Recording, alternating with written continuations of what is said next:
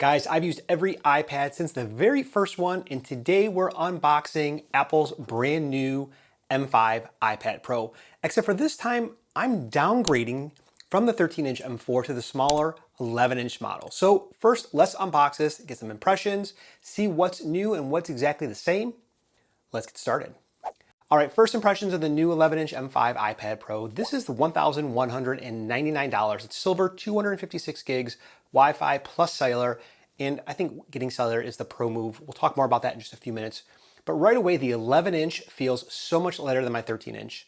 Inside the box, you're getting a color-matched USB-C cable, which I have silver, so I'm getting a white cable.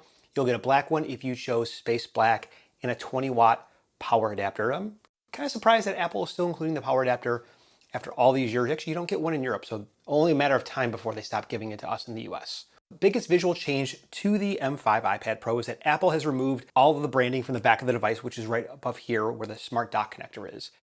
That's really the only way that you'd be able to tell the difference between the M4 iPad Pro and the M5. They look almost identical side by side. No one would know unless you told them, and they might not even know then. Now for color design, I was all about the space black iPad Pro when Apple announced it last year. I love it. It looks amazing in photos, but you can see that it is a fingerprint magnet, and it is a constant battle to keep this thing clean. It's a lot of work. Fingerprints show up everywhere, not just this.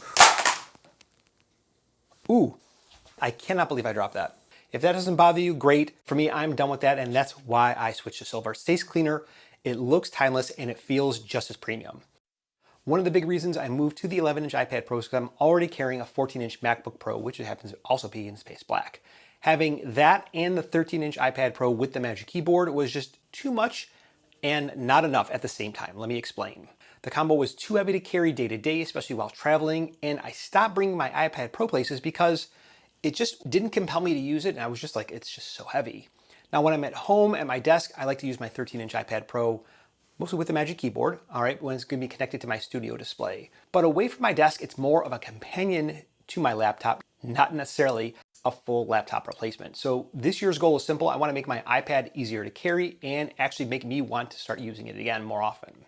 And by downsizing, I create this friction and separation between the two devices because they're that much different in both size and also functionality. Now the setup was painless using Quick Start. If you set up an Apple device in the past like 3 or 4 years, Quick Start really takes care of everything and you get up and running in about 5 minutes. But to transfer my data, I used a Thunderbolt cable plugged in between the 13-inch iPad Pro and the 11-inch iPad Pro. And I actually learned something new. I've actually never experienced this before, that it doesn't actually take a complete backup of the original device. It does download all the data, but once you have that data on your phone or on your iPad, it does need to reach out to the App Store and download the most recent versions of the app, which is kind of strange. It's kind of good, but it did take a little bit longer than expected once the data transfer was complete. And that was surprising. Now, after the device was initialized and all the apps were on there, the back of the device felt warm. I mean, it was definitely warm to the touch. I tried to check it using my FLIR camera or my thermal imaging camera, but unfortunately I didn't remember that camera itself is lightning. So I need to upgrade that next. In terms of display and brightness, you're getting the same identical display on the M5 iPad Pro as you are getting to last year's M4 iPad Pro. Same tandem OLED, same 120 Hz panel, same refresh rate, same peak brightness, same standard brightness. Now there were rumors that we were going to get a second Face ID camera, I think along the portrait edge of the device, but that ended up not panning out. You still get the same FaceTime camera on the front and same cameras on the back. So visually there is nothing new to report. I didn't go for the nano-texture option this year. I do have it on my MacBook Pro, but it's only available with the 1 terabyte option, and that's like $200 more than really what I wanted to spend. I didn't want to go to the 1 terabyte option, and I don't think it's really worth the extra cost. For me personally, going to that type of storage configuration. Inside, you are getting Apple's new M5 processor. This is a 9-core CPU, 10-core GPU, and each one of the GPU cores has what they're calling a neural accelerator. This lets the device run AI-centric workflows more efficiently without sending the request all the way to the neural engine, so it doesn't have to necessarily go as far and you should get better response. Apple's saying it's about a 15% increase in performance for those kind of tasks. Now, like last year, Apple increases the RAM and CPU count if you go over 1 terabyte of storage, which that's when you unlock the nano-texture display. I think for most people, there's really no realistic reason to buy the 1 TB model just for more RAM. If you need more storage, of course you should buy it. But there's not a big difference, in my opinion, after using the 13-inch iPad Pro with 1 TB in the additional cores that I've noticed in the past 18 months. So it's not really going to be money well spent, in my opinion. Next, when it comes to audio, the sound on the 13-inch iPad Pro is still noticeably louder and fuller when you compare it to the 11-inch. If I take the 11-inch and crank it up to 100%, that sounds to me about 75 or 80% of the full volume of the 13-inch iPad Pro. So makes sense, larger body, more area or more space for the volume or the sound to resonate into. So the 11-inch is going to be great if you're consuming content, something that's more focused and contained. But if you mainly use your iPad Pro for watching movies, editing video, or listening to music without any headphones, I think the 13-inch is going to be the better choice for you. But for everyone else, the smaller model, the 11-inch, still sounds clean, clear, and plenty loud for everyday use, especially in handheld mode. Now, connectivity this year, the M5 iPad Pro adds Apple's new networking chip with support for Wi-Fi 7, Bluetooth 6.0, and Thread connectivity. Here at my house, I don't have any Thread accessories or Thread home appliances, but I do have a Wi-Fi 7 network, and I did connect this to my Ubiquiti network. I did notice that it was, I guess, maybe slower than I expected. When looking into it, I saw that it was connected in a smaller frequency block at 160 megahertz. Really what this just means is that the hardware itself does not have the actual support needed to take advantage of the full Wi-Fi 7 spec. But don't get me wrong, performance is still excellent. It is just capped at a lower threshold that some routers might have support for. Out of the box, the device was shipped to me with around 80% charge, so I haven't even done a full cycle yet on that device. Now, Apple is claiming that you're getting faster charging going from 0 to 50 in about 30 minutes using a high wattage USB-C adapter. Apple has this like 40 to 60 dynamic watt charger, which is the worst name in the world, but you can use any USB-C charger that can deliver 60 watts or more, but you do not need to use a specific charger to get fast charging speeds. In terms of battery life, Apple still rates it for up to 10 hours of web or video use.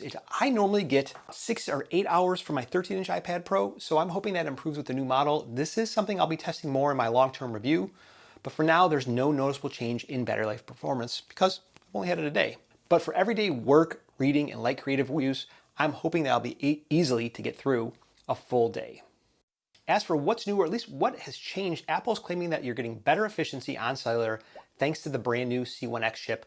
This is kind of hard to wrap my mind around because Apple's saying essentially the previous generation had worse performance on cellular, which is rated for 9 hours, though, if you look at it on their spec page. And the new one is rated for 9 hours as well. So I don't know, I'm gonna have to figure out how to go ahead and test that, but it will be my full review. We'll be doing more hands-on testing, see how closely that measures up with that claim. So get subscribed if you like that type of content. Now, portability and feel is where the 11-inch iPad Pro really changes the experience for me. It's lighter, it is more balanced, and it's easier to hold. Obviously not just two-handed, but one-handed, which is gonna make a big difference. It's the first thing that you notice when you pick it up, and it feels like you're holding a tablet again. Not a small laptop like the 13-inch iPad Pro, but hey, listen, no shade.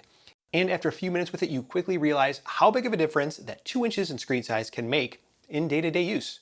If the 13-inch model is the one that you work on, the 11-inch one is the one that you actually want to pick up and hold and use. It's a device that makes you want to lean back on the couch and just use the iPad again, at least for me. So if you're watching this, you probably are thinking about upgrading or buying the M5 iPad Pro for the first time. Here is how I see it. If you're coming from the 2018 A12X, A12Z, or even the M1 model, maybe even the M2 model, I think that this is going to feel like a major step forward. The display is better, it's noticeably more powerful, and you get the benefit of full multitasking that you have. The whole experience feels much more refined that you don't get on the A12X or the A12Z. You obviously get it on the M1. But if you're coming from the M4, I don't think you're missing out on anything here. It's not that significant of a jump. And if you're thinking about replacing your laptop entirely, the 13-inch, in my opinion, still makes more sense, especially from a windowing aspect. And that's one of the things I'm really interested to see is I use the iOS 26 or iPad OS 26 windowing, I think, pretty often. And will the size of the screen, the size of the keyboard change that? I think it might, so we'll see. But if you value portability, comfort, and that classic iPad feel, I think the 11-inch absolutely nails it. Obviously, I didn't sell or trade in my M4 iPad Pro, and honestly, I don't think it's worth for people like me to upgrade. But if I were to keep it, I think the 11-inch hits a sweet spot for me for power and portability. I didn't think that the 11-inch would feel that much better in hands, but boy, I was wrong.